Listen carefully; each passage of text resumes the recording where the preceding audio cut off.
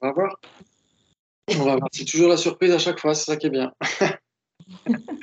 Alors, comme on n'a pas eu stage pour la minute c'était quoi la minute qui détache? Ouais. Alors, qui s'y colle alors? Ça fait un peu trop demander peut-être, non? Parce que ça fait beaucoup, beaucoup de temps qui s'est Je passé. sais plus où on s'était arrêté. Vu Ouais. qu'après j'ai lu la suite, je sais plus où on s'est arrêté. Ah oui, c'est vrai, tu as Tout le lu jusqu'à monde. la fin. Alors, Et Rachel, salut Rachel. Si, je Tu vas crois que bien? c'était page 116. D'accord, ok. C'est pas le chantage, c'est vous, ok. Eh Euh, ben, je c'est suis pas super. sûre. Hein.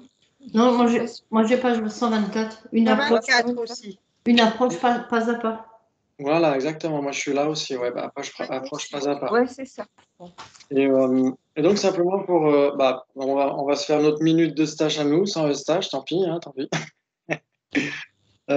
J'ai regardé un petit peu les économies du texte dans différents commentaires, parce que ça aide aussi parfois les économies du texte, hein. Ça permet de savoir où est-ce qu'on en est par rapport à quel thème, etc. Et il y a, il y a en effet cette explication générale de la vacuité, les deux vérités. Vous vous souvenez, on avait commencé par ça direct dans le 9e chapitre.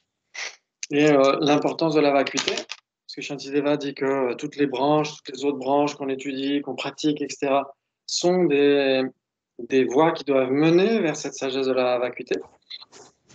Donc, à chaque fois qu'on essaye de développer la compassion, la bienveillance, bodhicitta, etc., c'est dans le but de réaliser la vacuité, parce que sans la vacuité, on ne peut rien faire. On ne peut pas se débarrasser du samsara. Ouais. On ne peut pas aider les autres à s'en débarrasser non plus. Ouais. Donc, c'est pourquoi, dans certaines économies du texte, dans certains commentaires, c'est direct l'importance de la vacuité. Ouais. Et pas uniquement pour les bodhisattvas, pour ceux qui veulent obtenir l'éveil pour le bien de tous les êtres, aussi pour ceux qui veulent obtenir la libération individuelle. Donc ça, c'est le point de vue prasangika. Et après, il y a déconstruire le soi, la saisie du soi inné de la personne. Et on avait essayé d'examiner la personne, où est-ce qu'elle pouvait se trouver dans le corps, etc., dans les éléments du corps, etc. Et ensuite, il y aura une analyse par rapport au soi philosophiquement acquis. Et donc, c'est là où on va entrer après ce passage où Sasanté parle d'une approche pas à pas. C'est là où on va avoir des points de vue sur des écoles non bouddhistes. Ouais, parce que jusqu'à maintenant, Shantideva débattait surtout avec des tenants bouddhistes. Ouais. Les Sautrantika, Vaibhashika, etc., Chittamatra aussi.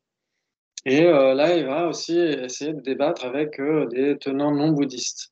Parce qu'à l'époque, ils étaient assez répandus. Donc, dans un de ses commentaires, dans Sagesse transcendante, Sasanté dit qu'il n'est pas sûr de savoir si ces tenants existent toujours, si ces écoles philosophiques non bouddhistes existent toujours. Mais elles sont assez connues. C'est vrai que dans les doxographies, dans les répertoires des différentes vues philosophiques, elles sont souvent mentionnées. Donc, on a le point de vue des Samkhya.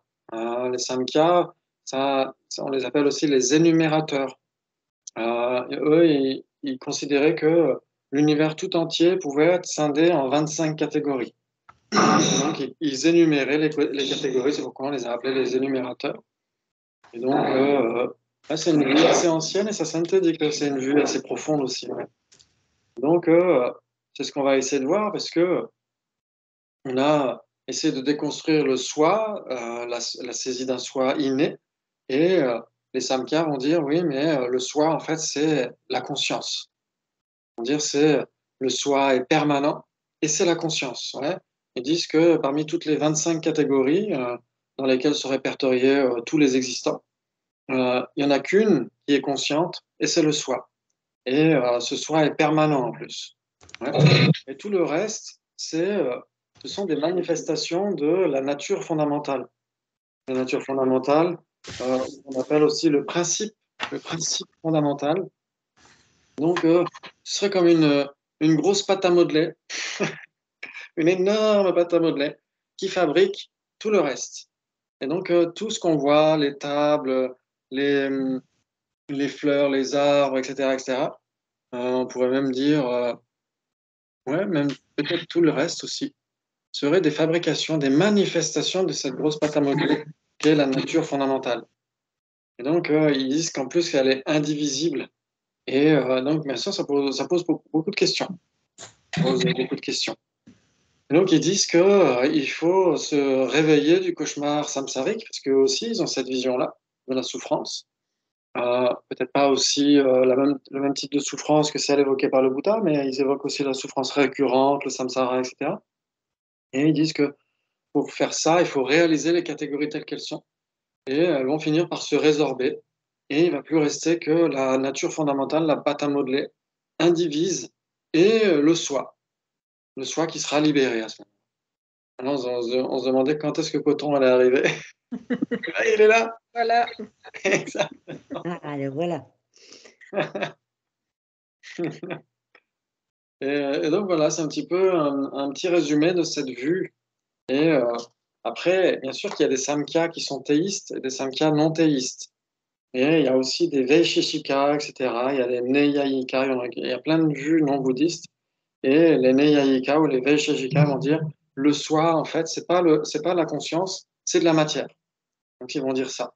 Mais ça fait un peu bizarre, hein, parce qu'ils vont dire que l'intellect est à moitié matière, à moitié. Maintenant, c'est les Samkhya qui disent que l'intellect est à moitié matière, à moitié conscience, etc. Et les Vaisheshika disent le soi est matériel. Donc c'est intéressant. Et ça nous permet de voir un petit peu de quoi il s'agit par rapport à ce que dit sa sainteté, avec une approche d'abord pas à pas. Est-ce que ça vous parle tout ça, la vacuité, la nécessité de la vacuité, le soi d'abord de la personne, ensuite déconstruire le soi des phénomènes, etc. Ouais. Ah oui. Ok, très bien, super. Très bien, très bien.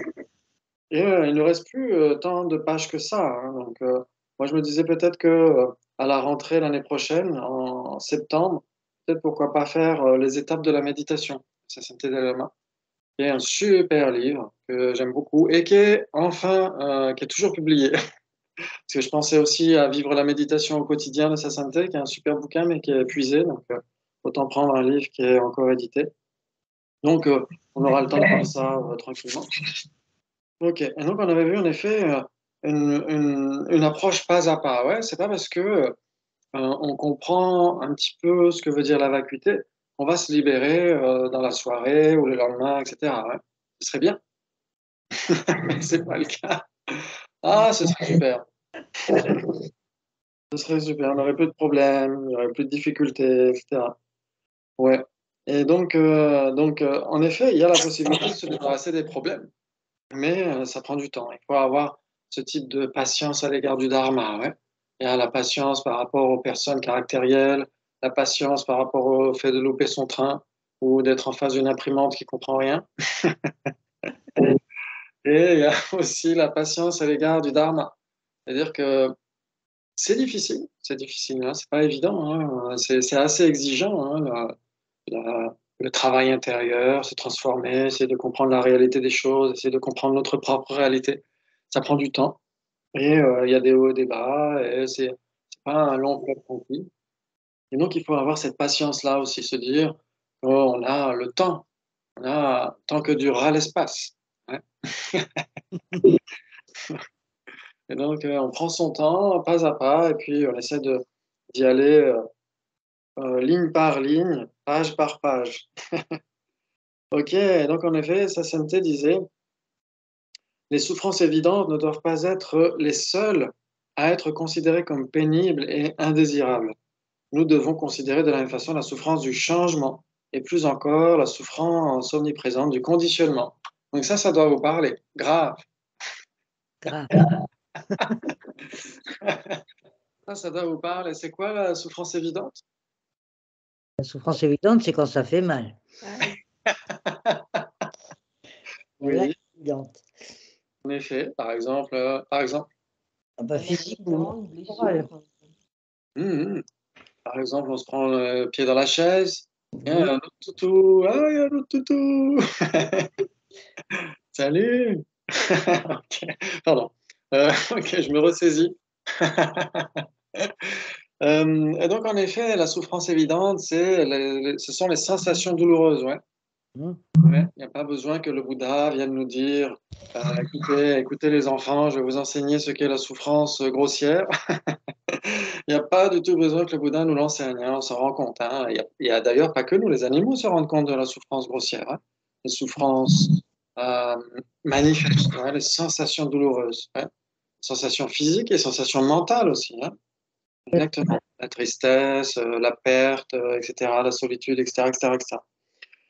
Et donc, en effet, ça fait partie des souffrances et il faut s'en débarrasser, bien sûr, celle-ci. Donc, c'est pas parce qu'on se dirait, bah, moi, je suis quelqu'un je veux avoir une voie spirituelle, donc je vais m'occuper que des souffrances subtiles.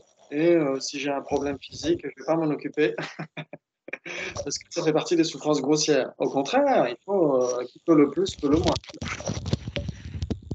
Ouais. Il faut aussi essayer, bien sûr, de se débarrasser des souffrances grossières. Salut Sophie. Bonjour, Salut, salut. Bienvenue. j'ai eu des problèmes de connexion. Ah, d'accord. De connexion Internet ou de connexion Skype? Skype. Oh, ok. Bon, des fois, il fait des mises à jour, hein. Juste au moment où il y a pas, où il faudrait pas. Ça peut nous énerver aussi, non? Ok. Ok. C'est la souffrance du changement, ça. Alors, Je changement, dirais que, je sais pas, je pense que la souffrance du changement, elle est là, au milieu des amis, quand tout va bien, etc., non? Mhm. La souffrance grossière, elle est évidente tout de suite. Ouais, on sait qu'il y a un truc qui va pas, il y a un problème mental, physique, etc. Problème moral, une souffrance morale, etc. Et là, on s'en rend compte tout de suite. Ouais. Mais la souffrance du changement, quand on l'évoque à des gens dans les cercles bouddhistes, etc., elle peut surprendre. Elle peut surprendre. Parce que c'est quoi d'ailleurs? c'est le plaisir Le qu'on a, plaisir. c'est qu'il se transforme. Oui, c'est le plaisir contaminé. Ouais. Mm. C'est le plaisir contaminé. Alors, contaminé par quoi? Par le virus de la grippe, par, Non, karma, il est cliché caca. par le karma et quoi? Il est cliché. Et les cléchards, Cléchas. bravo. Exactement. Le karma et les cléchards, ouais. Donc, ça veut dire que nos sensations plaisantes actuellement, euh, on pourrait dire, ouais, on pourrait dire que dès l'instant où on a accumulé un karma vertueux, et que ce karma vertueux a été contaminé par les impulsions, en particulier l'ignorance fondamentale, ça va engendrer une sensation plaisante, une situation plaisante. Oui. Donc, cette sensation plaisante, elle aura été contaminée, donc c'est du plaisir en effet, ça on ne peut pas le nier, c'est du plaisir, mais c'est du plaisir qui prend l'apparence du bonheur. Ouais. Donc, à cause de ça, on ne peut pas être vraiment satisfait parce que c'est contaminé, ça va passer. Donc, c'est pour ça qu'il y a la souffrance du changement, ça va passer, ça ne va pas durer. Et, euh, et dès le premier moment, c'est déjà de la souffrance, c'est déjà un soulagement temporaire d'une souffrance plus grossière. Ouais. Donc, quand on dit ça aux gens, des fois, c'est radical. Les gens se disent, waouh, mais c'est vachement.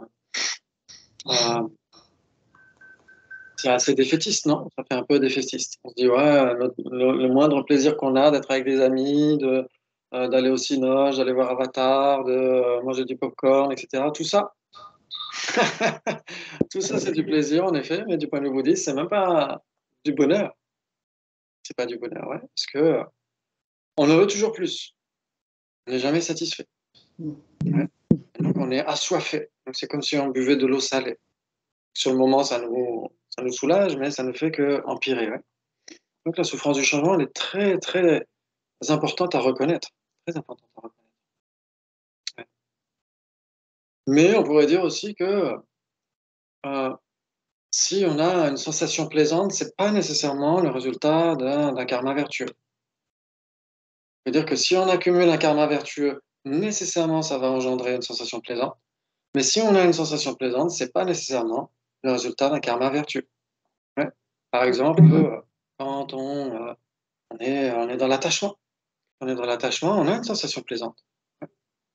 Donc cette sensation plaisante, c'est juste un facteur mental qui accompagne l'attachement. Ouais. Ça ne veut pas dire que ce moment d'attachement soit le résultat d'un karma vertueux. Sinon, bah, ce serait la porte ouverte à toutes les fenêtres. Ça veut dire qu'un karma vertueux engendrerait une affliction, telle que l'attachement. Ça fait un peu bizarre, ouais, de dire ça. Et les sensations plaisantes, par exemple, des, euh, des sensations plaisantes que quelqu'un éprouve quand il est psychopathe, par exemple. Ouais, quand on a des empreintes très puissantes d'aimer tuer, par exemple. Hein, quand vous voyez, par exemple, aujourd'hui, c'était la chasse. Et donc, je me suis baladé sur la colline tout à l'heure, là, et il y avait un monsieur avec un bonnet fluo, et qui attendait les animaux qui sortaient de la lisière. Donc, j'ai fait exprès d'éternuer 2 fois. Je me suis pris pour Sissi. Excellent. Et donc, euh, et donc j'ai pensé voilà, à ça, le fait de prendre plaisir à tuer, c'est une sensation plaisante, oui. Et donc, c'est issu de graines non vertueuses. Mm. Ouais. Donc, c'est difficile de dire que dans ce cas-là, ce plaisir, cette sensation agréable d'un karma comment dire, d'habituation, c'est un karma, un fruit karmique d'habituation, et donc qui nous donne plaisir à commettre à nouveau cet acte non vertueux. Et donc, cette sensation plaisante ne peut pas être considérée comme le fruit d'un karma vertueux. Ouais, parce que sinon, bah, là aussi, c'est chaotique. Ça veut dire que le plaisir qu'on aurait à tuer serait issu d'un karma vertueux. Ce serait pas cohérent. Ouais. Mm. Donc, c'est important de distinguer. Ouais. Ça veut dire que si on accumule un karma vertueux avec sous le coup de l'ignorance, etc., c'est un karma vertueux qui est contaminé, qui va engendrer bien sûr des sensations plaisantes, des situations plaisantes. Mais si on a une sensation plaisante, c'est pas nécessairement issu d'un karma vertueux. Ouais, ça va pas dans les deux sens. Mhm. Ok, très bien. Donc ça, c'était la souffrance du changement. Et la souffrance la plus subtile, c'est quoi? L'ignorance, Souffrance neutre. Oui, les sensations neutres auxquelles est associée l'ignorance. Ouais, exactement. Mm. Exactement. Cette ignorance qui nous fait comme si on avait des œillères, en fait. Hein. C'est comme Mm. si notre identification est extrêmement restreinte, extrêmement distordue. On est à côté de la plaque. Et, euh, et à cause de ça, on perd notre liberté. Voilà, on a cette privation de liberté. Ça, vous l'avez entendu plein de fois, donc je ne vais pas encore beaucoup insister. Mais c'est important de se souvenir de ça. Ouais. C'est-à-dire qu'en effet, les vraies souffrances et les vraies origines peuvent avoir des bases communes. Ouais. Il y a l'ignorance fondamentale en particulier, les cléchards en général, mais l'ignorance fondamentale, c'est à la fois une vraie origine et aussi une vraie souffrance. Donc c'est la cause et l'effet en même temps. Mhm. Ça, c'est intéressant. Ok, très bien. Et donc, comme dit sa sainteté, il est donc important d'avancer pas à pas sur la voie selon une approche combinée de méditation analytique et de concentration. Ouais, c'est vraiment fondamental, vraiment fondamental. Essayer d'alterner entre l'analyse et la concentration, de ne pas faire que de l'analyse ou de ne pas faire que de la concentration, de la focalisation en un point. Parce que si on ne fait que de la focalisation en un point, bah, ça pourrait être assez dangereux d'ailleurs. Hein, si, imaginons qu'on n'ait pas nécessairement une compréhension de la vacuité, etc., ça peut être assez dangereux. Soit parce qu'on va sombrer dans une forme de torpeur subtile, et donc on s'entraîne à ça, et ça va devenir notre destinée, et donc on va renaître chez les animaux, par exemple, qui sont la plupart du temps, pas toujours, mais la plupart du temps, associés à une forme de torpeur subtile, de confusion. Ouais. Et donc c'est ce qui fait qu'ils ont plus de difficultés à sortir du samsara. Ouais. Et donc, si on essaie de développer la concentration en un point, mais qu'on le fait mal, ça peut engendrer ça, ces types de torpeurs subtiles et engendrer des renaissances, pas celles qu'on escomptait au départ. Et on peut avoir une très bonne concentration, très parfaite, exactement comme il faut, stabilité, clarté, intensité, mais on n'a pas la sagesse de la vacuité. Et donc, dans ce cas-là, on accumule des karmas immuables. Donc, ils sont appelés immuables parce qu'ils vont ne fructifier que dans les renaissances supérieures de la forme et du sans-forme, dans des samadhis, dans des absorptions méditatives, qui, sans la sagesse de la vacuité, ne sont qu'une perte de temps, en fait. C'est une perte de temps parce que la personne peut sombrer dans une forme de coma pendant des millénaires et des millénaires, des milliers d'années, des milliers d'années. Et elle n'aura pas avancé d'un iota par rapport à la sortie du samsara. Ouais, une fois que son karma immuable se sera épuisé, cette personne va à nouveau connaître la sphère du désir, etc., avec toutes les afflictions plus grossières, etc., etc. Donc ça veut dire que la concentration ne fait que mettre une couverture sur des chaussures qui sentent mauvais. Juste une couverture un peu parfumée qui couvre des godasses, dégueulasses.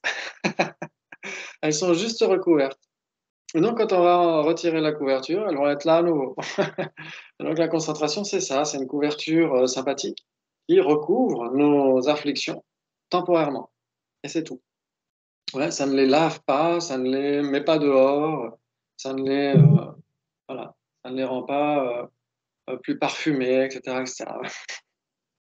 Ok, très bien. Donc ça, c'est intéressant, c'est de voir que la concentration est très importante dès l'instant où elle est associée à une méditation analytique, mais pas n'importe quelle méditation analytique, la méditation analytique associée à la vacuité. Ouais.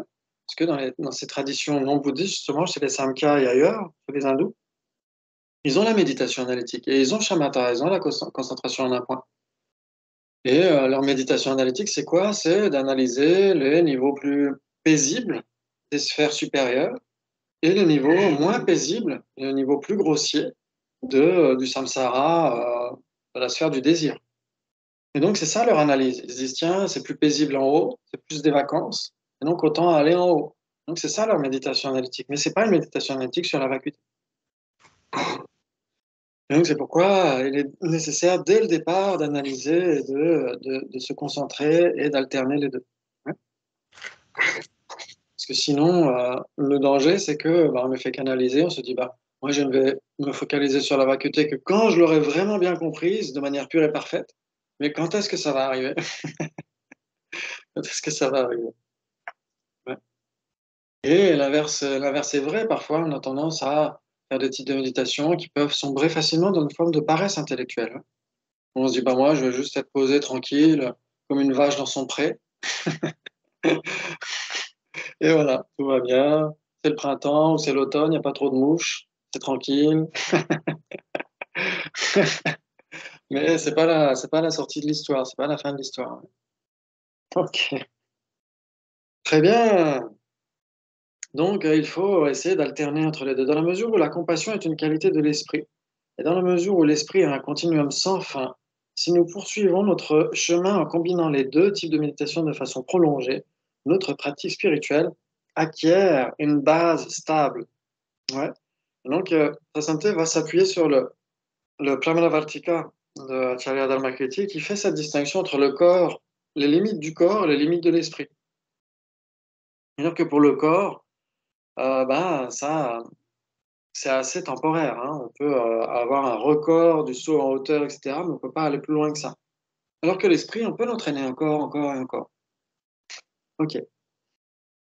Donc, en gros, c'est ce que dit Sasanté. Donc, je vais juste passer ce passage-là. Ok.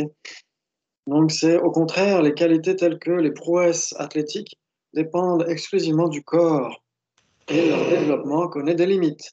Par exemple, aussi remarquable que soit le talent d'un athlète, il ne peut pas sauter plus haut que son propre record, on peut dire, final, son record ultime, on peut dire, dans cette existence. De plus, ces qualités ne peuvent se manifester que tant que ces conditions physiques restent intactes. Elles ne peuvent se prolonger dans l'existence future. Le continuum de son esprit, toutefois, se prolonge. Par conséquent, les qualités relevant de l'esprit sont plus durables. Ouais. On regarde des enfants d'une même fratrie, quand on voit les inclinations différentes, quand on voit les aspirations différentes, les caractères différents, on voit qu'en effet, ça vient du passé. Puisqu'il n'y a pas encore beaucoup d'acquis dans cette existence-là. Il y a, on peut dire qu'ils sont éduqués à peu près de la même manière, à peu près de la même manière. Ils ont bien sûr des expériences différentes, mais il y a quand même des distinctions. Et, qui ne peuvent pas simplement être expliquées par cette seule existence, l'acquis qu'on a dans cette existence. Ainsi, par l'entraînement de l'esprit, des qualités telles que la compassion, l'amour et la sagesse de la vacuité peuvent être développées.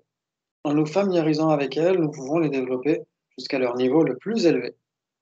Bien que ce travail demande au départ beaucoup d'efforts, une fois qu'un certain point est atteint, il devient spontané, naturel et donne envie d'aller plus loin. Il n'y a pas besoin d'efforts supplémentaires. C'est pourquoi nous pouvons dire que ces qualités peuvent être développées infiniment. Ouais. Donc ça, bien sûr que dans Cerveau et méditation de Dr. Ricard avec Wolfsinger, il parle aussi de ça, de la neuroplasticité. C'est-à-dire que si on médite 5 minutes, il y a déjà des connexions neurales qui changent. Et ça arrive avec tout, hein, c'est ce que dit Moukébert. Il dit ça arrive avec tout. Ça veut dire que si on a l'habitude de manger de la glace à la fraise, bah déjà, ça fait des connexions neurales qui changent. Donc, c'est pas que avec la méditation, mais c'est pas que avec la vie spirituelle que le cerveau se transforme. Il se transforme tout le temps, de toute façon. Mais c'est un outil incroyable pour la voie spirituelle. Ça veut dire que plus on s'entraîne à méditer, au début, on galère un peu, c'est normal, parfois même beaucoup. Mais avec le temps, peut-être que notre esprit va apprendre l'habitude de méditer presque tout seul, en fait, hein, d'une certaine manière. Quand on médite toujours à la même heure, etc., etc., etc. Ok. Et donc, si nous interrompons notre entraînement d'athlétisme, nous allons ensuite devoir le reprendre dès le début pour pouvoir retrouver le niveau que nous avions précédemment atteint.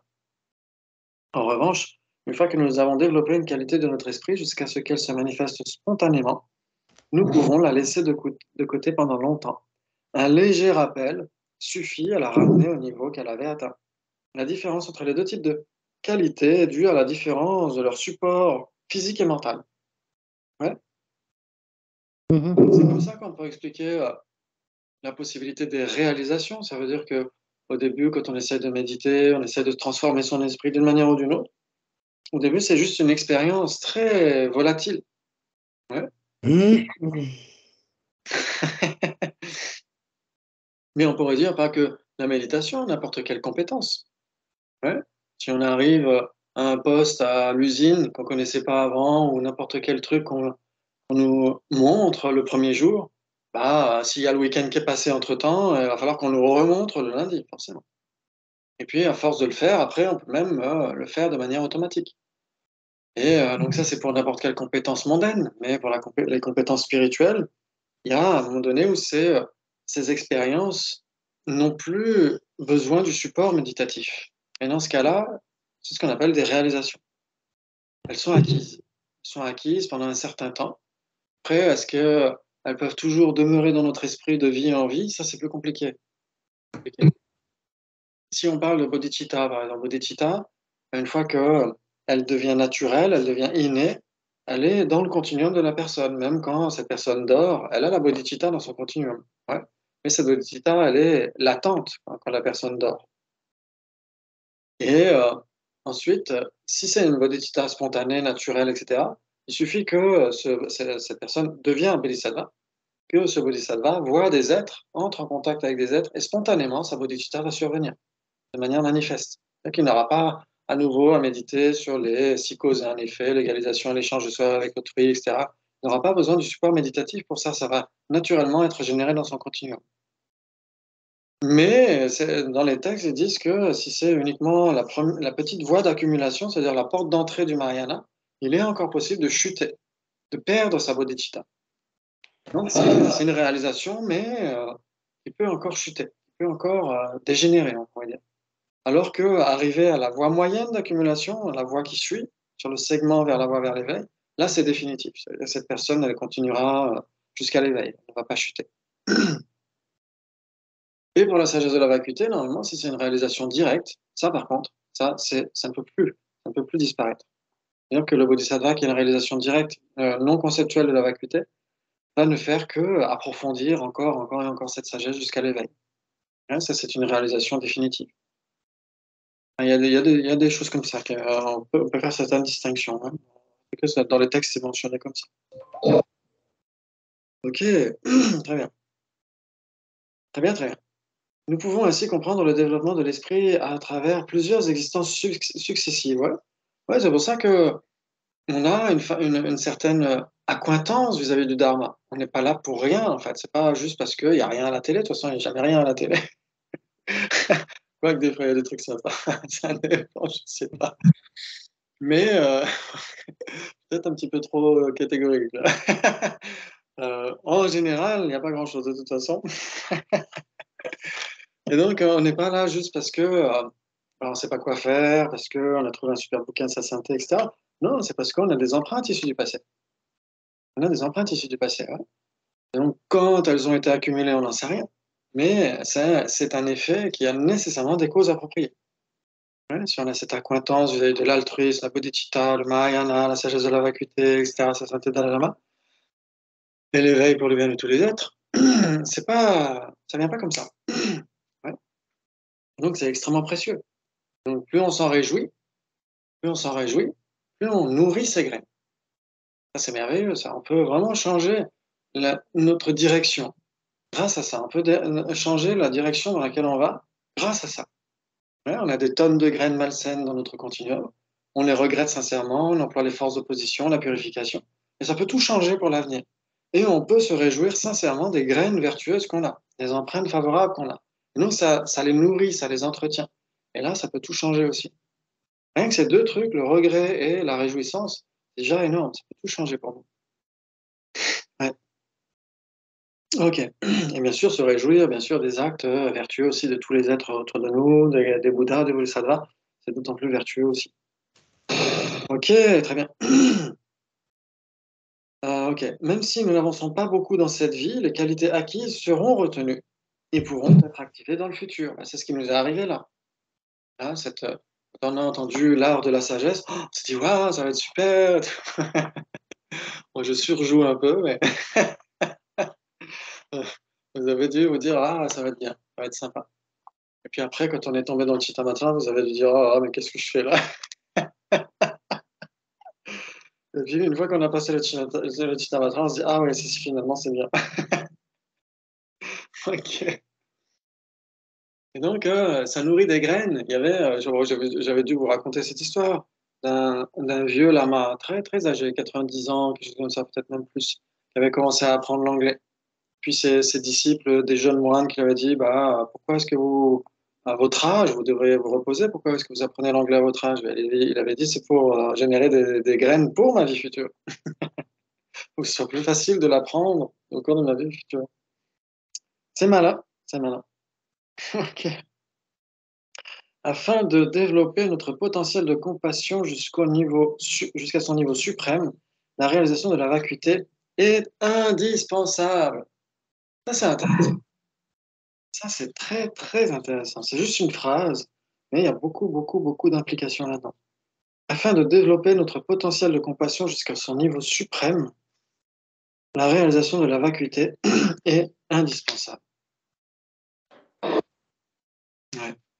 C'est-à-dire que sa sainteté dit ailleurs que on peut en effet avoir une prise de refuge de bonne qualité sans la sagesse de la vacuité. De bonne qualité sans la sagesse de la vacuité. Et quand la sagesse de la vacuité est là, dans ce cas-là, c'est le top niveau. C'est-à-dire on comprend vraiment quelles sont les vraies origines, on comprend la possibilité de se débarrasser de la souffrance, etc., etc., etc. On comprend les trois joyaux, les quatre nobles vérités, etc., etc. Ça, c'est très important. Ouais. Ok. Par notre expérience personnelle, nous voyons bien que quand notre esprit reste dans un état de confusion, d'incertitude et d'ignorance, même de courts moments de vie peuvent se révéler douloureux, torturants. Ouais, très important de voir ça.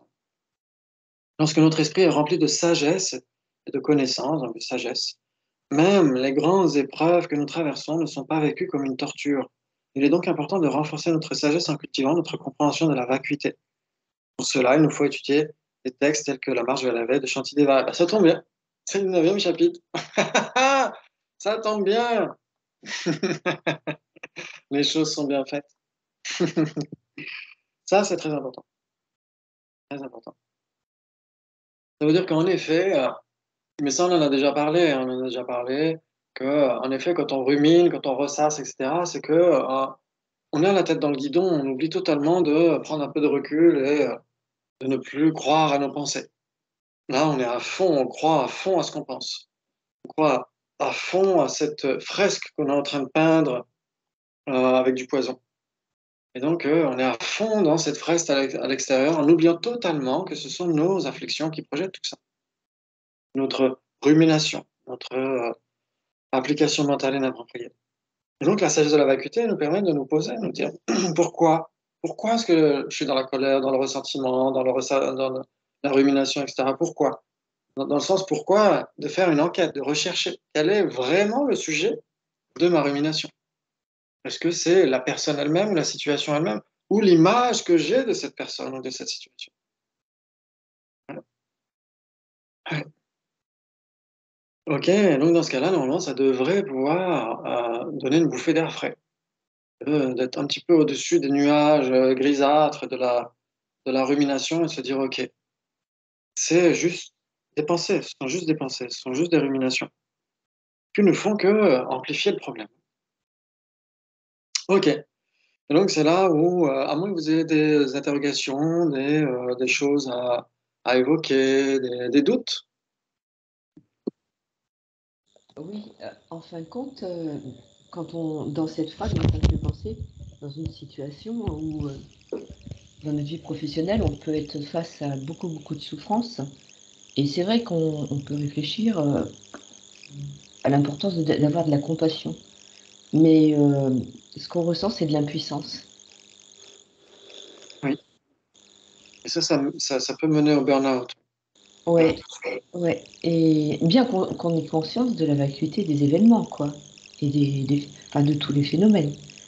Mais c'est pas de la colère, mais de l'impuissance. Mmh. Oui, parce que parfois on peut oublier que ne serait-ce que une présence, une écoute, ça peut là aussi tout changer, hein. Ça peut aussi tout changer. C'est une, une bonne graine qu'on place dans l'esprit de quelqu'un, etc. En étant simplement là, en écoutant parfois, même si on n'a pas nécessairement besoin d'avoir une opinion sur tout, hein, on n'a pas nécessairement besoin d'avoir réponse à tout. Et ne serait-ce que d'être là, déjà, ça peut aider la personne. C'est de ne pas avoir les réponses. Oui, oui. Mais on aura toutes les réponses que le jour où on sera omniscient, on sera des Bouddhas. Et donc, comme dit sa sainteté, c'est pas parce qu'on ne peut pas tout faire qu'il faut rien faire. Ouais. Parce qu'on n'a pas toutes les réponses, qu'on ne peut pas essayer d'en donner quelques-unes quand c'est possible. Et de prendre conscience de nos limites aussi, de ne pas être uniquement tourné vers le côté obscur de la force, de se dire voilà, je suis encore un être ordinaire depuis des milliards d'années, depuis des vies sans commencement. C'est un fait, mais on a aussi le potentiel une marge de progression. Il y a une marge de progression. Et, en effet, même si on ne peut pas faire quelque chose maintenant, on peut souhaiter qu'un jour on puisse le faire. On peut se dire, bah voilà, c'est le fait que je ne puisse pas remédier à une situation actuellement parce que tout simplement j'ai des limites, eh ben, ça me rappelle que j'ai du pain sur la planche, ça me rappelle que j'ai une voie spirituelle à suivre pour croître intérieurement, et pour ne pas lâcher l'affaire. Je vais continuer à me développer pour le bien de cette personne et de tous les êtres, sans exception. Ouais. C'est comme un moteur, en fait, de se dire, bah là, je ne peux pas faire grand-chose pour cette personne. On essaie d'orienter la manœuvre dans l'autre côté, comment dire, de renverser la manœuvre, se dire, OK, pas sombrer dans la peine, le désarroi, etc., mais se dire, je vais faire quelque chose, je vais continuer à me transformer, je vais continuer à étudier la vacuité, à développer la compassion, etc. Ouais. Sinon, c'est perdant-perdant. La personne en face de nous est perdante, et nous, on est perdant aussi, parce qu'on va sombrer dans une forme d'esprit pas très utile, en fait, qui n'aide personne, ni l'autre personne, ni nous-mêmes. Ouais. Normalement, c'est vrai que la compassion devrait être un moteur, ouais, pas une forme de détresse. Bien sûr qu'il y a quelque chose de triste dans le fait de se rendre compte de la situation de quelqu'un. Il y a quelque chose de triste dans le fait de se rendre compte qu'on a des limites et qu'on n'a pas réponse à tout. Mais il y a quelque chose de réjouissant dans le fait de se dire qu'on est en route, on est en chemin. Ce moment de compassion à l'égard de cette personne est un, une pierre à l'édifice. C'est pas perdu, c'est pas pour rien. Oui, ouais, Sophie. Mais ce qui est difficile à vivre des fois, c'est qu'il y a un grand delta entre la matérialité dans laquelle on est et les problèmes auxquels les gens ou nous-mêmes sommes confrontés, et la spiritualité qui nous emmène justement vers quelque chose de totalement immatériel. Et arriver à vivre les deux en même temps, Mm. pas facile. Justement, comme tu disais, Laurence, je me rends compte qu'il y a la vacuité quand il y a de la souffrance chez quelqu'un, que c'est pas là sans raison. Mais il faut pas oublier non plus que toi, t'es pas là sans raison non plus. Et que tu peux aussi, même si matériellement tu peux rien faire, tu peux vraiment, avec ton cœur, envoyer plein de blancs, comme on disait avant les fêtes, là, pour les soulager dans le futur, pour qu'ils puissent trouver des solutions, pour qu'ils puissent trouver l'aide dont ils ont besoin, pour que les entourer de bonnes énergies, en fait. Et ça, tu peux leur envoyer.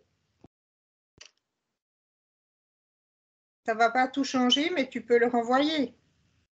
Oui, c'est vrai, mais là je rejoins Sophie, c'est-à-dire que parfois ça nous apparaît comme un grand écart. Là, vendredi, j'étais en réunion avec l'OFI qui nous annonçait qu'on était avec un flux de migrants de plus de 30 000 personnes par an. Ils nous donnaient les chiffres de ceux qu'on allait accueillir ici sur notre territoire, dans notre zone géographique. Donc ces gens, après, moi, quand je suis face à eux, c'est... tu vois ce que je veux dire? C'est-à-dire, là, on est vraiment dans des... Enfin, c'est comme... J'ai l'impression, des fois, souvent, d'être en train de faire un grand écart entre toute cette réflexion en méditation, et puis après, le lendemain, je me retrouve face à cette situation, et qu'est-ce qu'on met en place, quoi. Ouais, ça, moi, Voilà. Et c'est vraiment délicat, quoi. Quand un monsieur vient et puis qu'il me dit qu'il est arrivé après 2 ans d'errance à pied et qu'il veut absolument trouver un travail parce qu'il vous montre la photo des enfants qui est resté là-bas au pays et on sait que ça se bombarde de tous les côtés, quoi. Et puis qui parle même pas français, que je sais très bien que je peux pas le mettre dans une entreprise. Voilà, c'est cet écart. Et je veux dire, moi, j'ai de la compassion pour ces gens parce que je comprends très bien leur situation, j'ai beaucoup de peine. Je comprends aussi que tous ces phénomènes qui sont avec cette vacuité, qu'il n'y a aucun sens, même quand on les prend à la base, hein, de façon grossière, tout ça. Une guerre, c'est de façon grossière, n'a aucun sens. Mais après, c'est rapporter ce qu'on peut faire ce lien, quoi, entre cette quête, qui est une quête spirituelle malgré tout, et la réalité de terrain. Alors, je ne vous décourage pas, mais c'est quand même un grand écart, comme dit Sophie. c'est sûr. C'est vrai que des fois, on a tendance à voir les deux comme antinomiques, et c'est vrai qu'au début, c'est un peu le cas, parce que c'est une autre façon d'envisager les choses par rapport à ce qu'on envisageait avant. On essaie de faire plus attention à ce qu'on pense, à la tournure de notre esprit, alors qu'avant, on ne le faisait pas nécessairement. Et on essaie de faire attention à nos actes aussi, on essaie d'avoir un peu plus d'éthique, même si on pouvait en avoir avant, on essaie de faire attention là aussi, d'avoir comment est-ce qu'on peut se comporter avec les autres, essayer de vivre ensemble, etc. Donc normalement, ça fait partie de la voie spirituelle, en fait. Il n'y a pas de... C'est sûr. Enfin, je ne sais pas si la voie spirituelle, ça mène que vers l'immatériel. Il y a des contingences qu'on ne peut pas mettre de côté. On a un corps, on a besoin de se nourrir, on a besoin de suffisamment de confort. Tout le monde a droit à ça, tous les réfugiés, toutes les personnes, n'importe qui a besoin de ça et a droit à ça.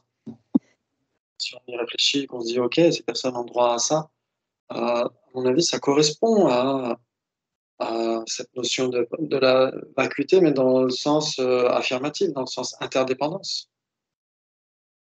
C'est-à-dire que leur situation, elle est vide. Pourquoi? Parce qu'elle naît de causes et de conditions. Et donc, on peut jouer sur les causes et conditions.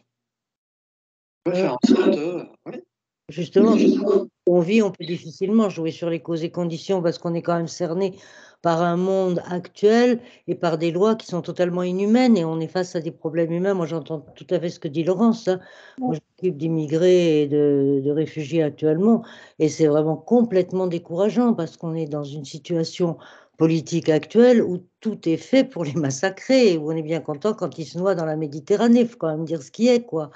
Et quand on est confronté à ça et qu'on n'a aucun moyen, à part de les prendre chez toi, tu peux pas tous les prendre chez toi, qu'est-ce que tu peux faire, quoi? Ça, c'est très, très dur, je trouve, d'être obligé de renvoyer les gens à la rue, par exemple, alors que... Parce qu'on n'a aucun moyen d'agir. Et c'est un truc qui peut être très dur. Moi, j'entends bien ce que tu dis. C'est quelque chose où on est... Alors, on peut toujours se dire, bon, ben, c'est le résultat de cause et conditions. Il se trouve là, face à cette chose-là, parce que, etc. N'empêche que toi, tu es là, tu es complètement dépourvu, quoi. Oui. Et c'est pour ça que je disais qu'après, en envoyant du positif par la pensée, en fait, ça soulage un peu ce côté impuissance. En fait, pour pas se laisser déborder par cette impuissance, bah, au moins, on a le sentiment de faire quelque chose en envoyant. Le problème, c'est pas nous, hein, c'est eux, en fait, parce que nous, on arrivera toujours plus ou moins à gérer, mais c'est eux. C'est-à-dire que, bon, peut-être que si tu envoies des ondes positives, ça va leur faire du bien. Moi, j'en suis pas trop sûre, tu vois. Quand tu vois les mecs porte de la chapelle, qui sont obligés de vendre de la drogue pour bouffer, alors que normalement, la Convention de Genève devrait les accueillir, qu'est-ce que tu fais là? Moi, je veux bien leur envoyer de l'amour, quoi. Je pense que c'est quand même très dur, quoi. Il y a une chose aussi. Après, ça motive à aller vers l'éveil encore plus vite, hein.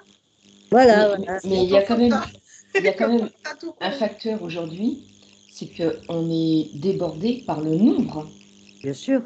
Je veux dire, rétablir une communauté beaucoup plus humaine, soucieuse de l'autre, etc., quand il y a un nombre limité d'individus, c'est possible, hein.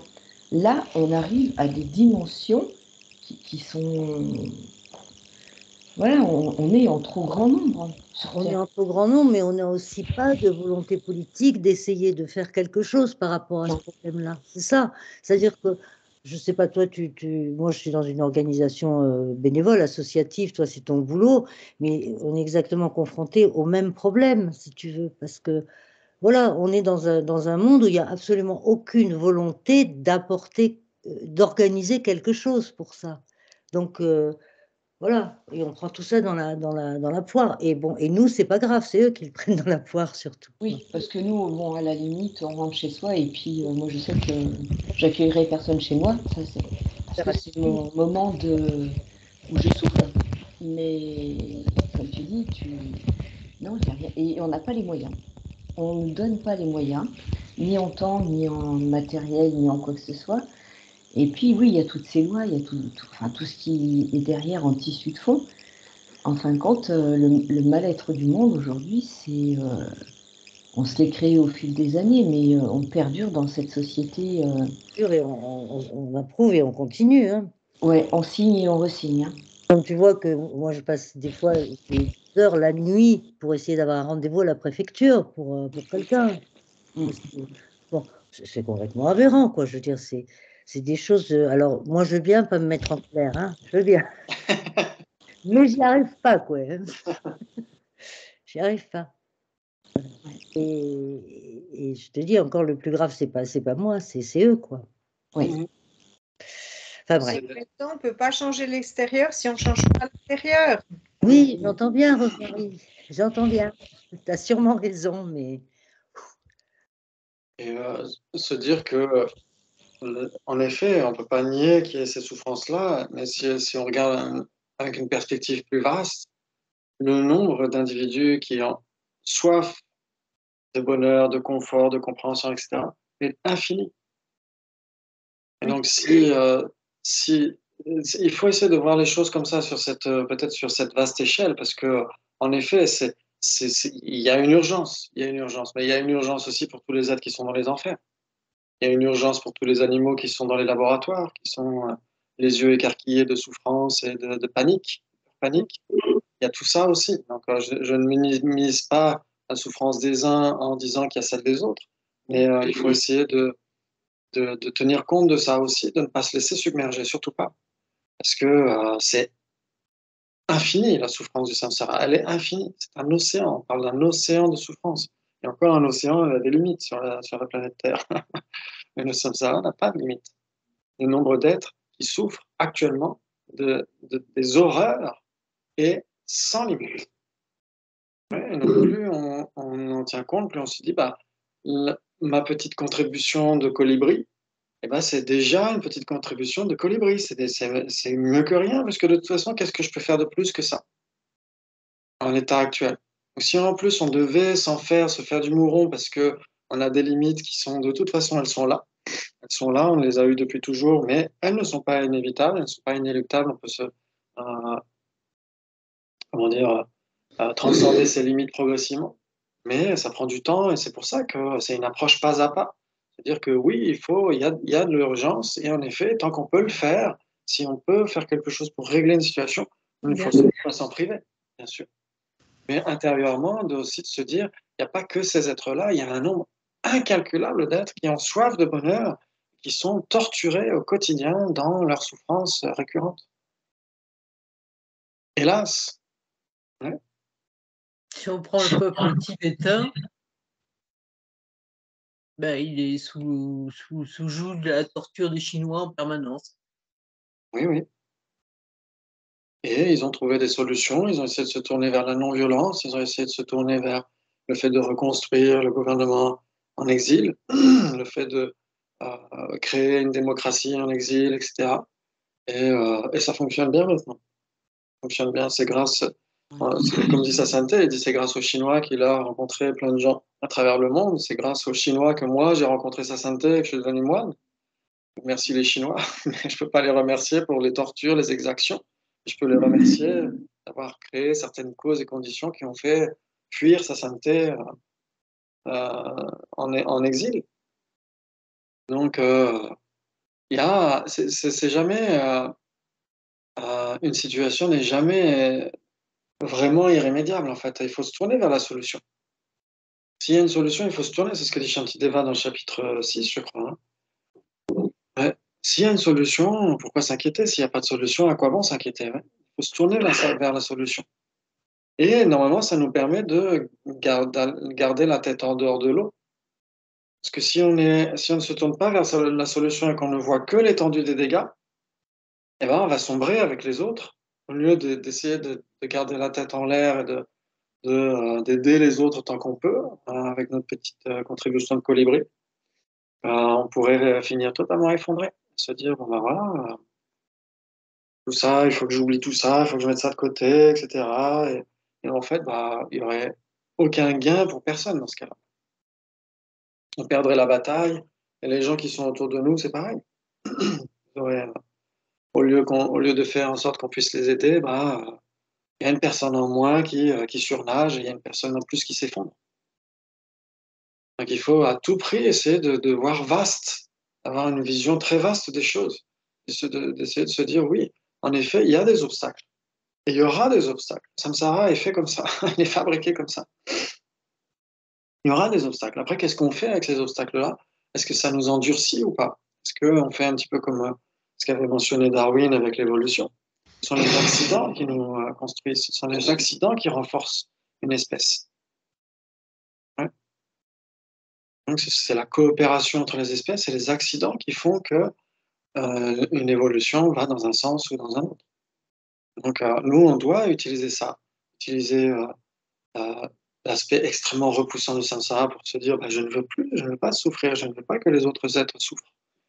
Donc, qu'est-ce que je fais pour ça? J'essaie de ma petite contribution de colibri, j'essaie de méditer un petit peu le matin, d'avoir une motivation pour le bien de tous les êtres, j'essaie de lire un petit peu sur la sagesse, d'essayer de développer la sagesse, et j'essaie au maximum de faire au quotidien ce que je peux faire, de limiter la casse, faire attention à ce qu'on consomme, comment est-ce qu'on consomme, de faire attention, de s'informer un petit peu, d'écouter un petit peu ce que dit Élise Lucet, c'est journaliste, savoir qui fait quoi en réalité, essayer de ne pas subventionner les gens qui détruisent des territoires entiers, parce que plus il y aura des territoires entiers détruits, plus il y aura de réfugiés climatiques. Donc, ceux qu'on voit là actuellement, c'est rien à côté de ce qui pourrait survenir dans quelques années à cause des changements climatiques. C'est presque rien ce qu'on voit en ce moment par rapport à ce qui va arriver bientôt. Si on ne fait pas attention à la façon dont on consomme, si on n'alerte pas les gens, si on ne discute pas autour de soi. Et en effet, on a l'impression que c'est rien, que c'est qu'une goutte d'eau, mais c'est mieux que pas de goutte d'eau du tout. Il faut essayer de garder l'équilibre par rapport à ça, de se dire oui, il y a du pain sur la planche, en effet, mais il y a aussi une forme d'acquis. Il y a tellement d'associations, tellement de gens, des journalistes qui font leur métier, des associations, des gens qui font, des gens comme vous, des anonymes qui font des choses au quotidien. Ça, on peut s'en réjouir, non? Et si on ne le fait pas, bah, à ce moment-là, on ne voit que le pain sur la planche et on ne fait que s'essouffler. Si on ne voit que la montagne et qu'on ne fait pas un petit retour en arrière sur le chemin qui a été parcouru, il y a peu de chances qu'on aille jusqu'au bout. Parce que bah, on va finir en burn-out, on va se dire bah, c'est trop, alors que pas à pas, pas à pas, pas à pas. C'est pas simple, hein. C'est pas simple. Mais c'est très important de garder aussi une forme de joie intérieure. En effet, quand on est en plein la tête dans le guidon de la souffrance de l'autre, on ne peut pas être joyeux. Mais il faut aussi prendre une forme de recul et se dire, OK, il y a des solutions. Il y a des solutions et on peut se transformer progressivement, pas à pas, aider les autres autant qu'on peut. Et tout ce qu'on ne peut pas faire, ben, on peut souhaiter pouvoir le faire un jour. Et envoyer ces lumières blanches, comme dit Rosemary. Et moi non plus, hein, je ne pense pas que le fait d'envoyer de la lumière chez quelqu'un va solutionner cette personne. Sinon, ça ferait longtemps que les Bouddhas l'auraient fait, ils auraient claqué des doigts et on n'aurait même pas entendu le mot souffrance.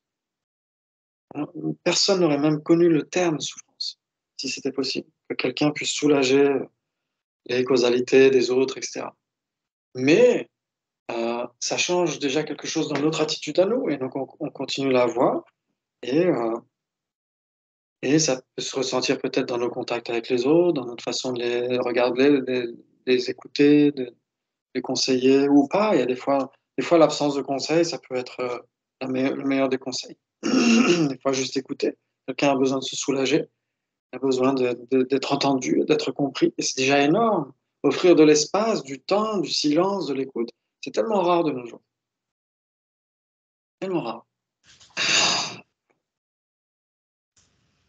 Donc, d'essayer d'équilibrer notre regard, parce que bah, sinon, si on se laisse bouffer soit par la colère, soit par le désespoir, etc., bah, ces grosses compagnies qui écrasent tout le monde pour le fric, le profit à court terme, bah, ils ont déjà gagné.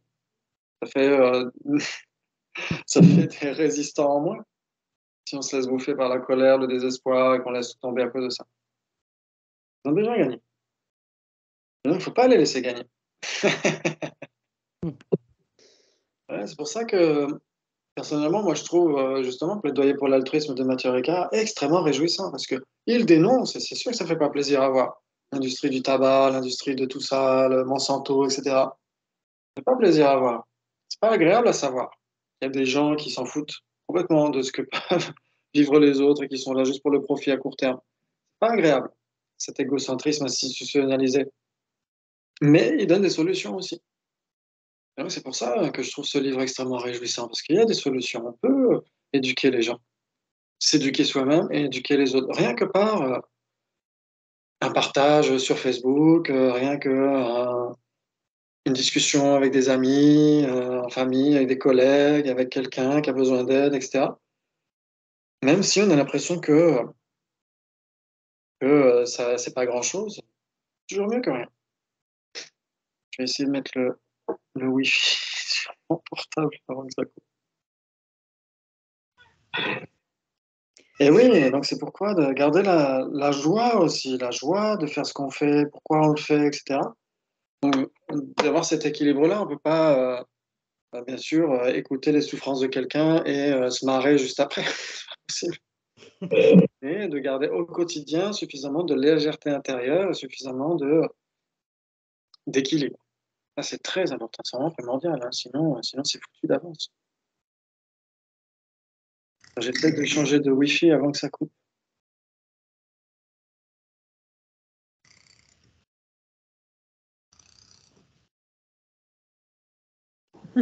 Pas plus. Ah.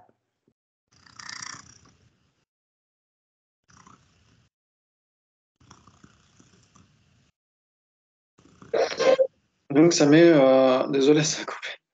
Ça met en perspective aussi notre compréhension de la vacuité, parce que imaginons qu'on soit en train de lire ce bouquin et que quelqu'un arrive à des souffrances horribles, etc. On ne peut pas juste se dire, bah attends, il faut que je finisse mon chapitre, etc. C'est pas possible. Par contre, quand on a le loisir, quand on n'est pas confronté à...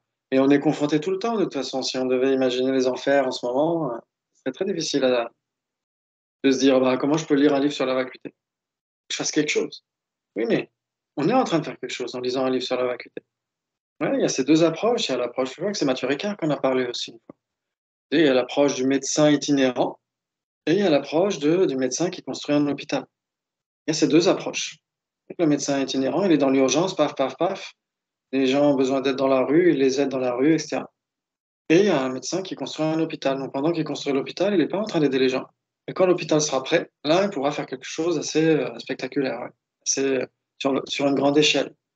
Donc, on peut alterner les deux. Quand il y a une urgence, bah, il faut traiter l'urgence. Et quand on a le loisir de progresser sur la voie pour être un jour en mesure de prodiguer des soins à tout le monde, on peut le faire aussi, non? Ça permet de relativiser aussi, de se dire, bah, c'est cette perspective que j'ai quand je veux étudier la vacuité. Je fais avec cette motivation-là. C'est sûr que parfois, ça peut sembler tellement loin. Samkhya, Vaisheshika, etc., le soi inhérent, le soi autosuffisant et substantiel, ça peut sembler tellement loin des préoccupations de ce monde. Mais on a besoin des deux. Besoin de savoir ce qui se passe dans ce monde-là, de regarder les news, de savoir qui fait quoi, etc. Et pourquoi ça ne devrait pas être fait, et d'avoir cette saine indignation. Et aussi, en même temps, d'essayer de construire son hôpital pour être en mesure de répondre aux besoins des êtres, de tous les êtres. Ouais. Ok, en tout cas, c'était très, très intéressant. Merci beaucoup pour vos interactions.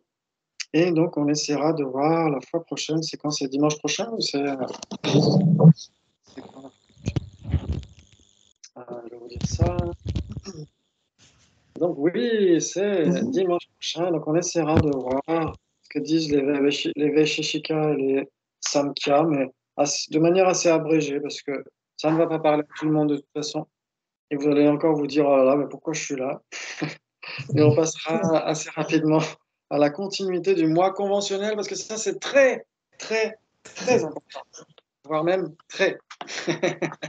Merci à tous, c'est un vrai plaisir. Merci. Bonjour les animaux.